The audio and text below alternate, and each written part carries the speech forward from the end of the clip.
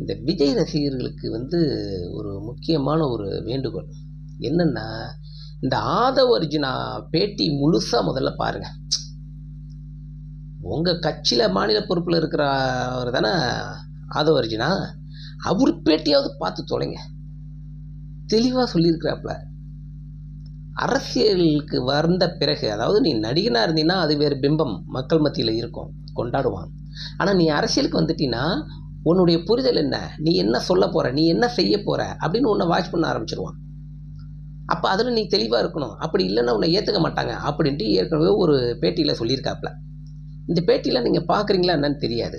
அதே ஆதவ் அர்ஜுனா இப்போ எதை பற்றியுமே கவலைப்படாமல் மேடையில் அநாகரிகமாக பேசுகிறதும், உசுப்பேத்தி விட்ற மாதிரி பேசுகிறதும், தூண்டில் போட்டு மாட்டிக்கிற மாதிரி, நம்ம கூட்டமே மாட்டிக்கிற மாதிரி ஒரு பேச்சு, இந்த ஆள் கழட்டு போயிடுவார், அடுத்தடுத்த கட்சிக்கு மாறி போயிடுவார். ஆனால்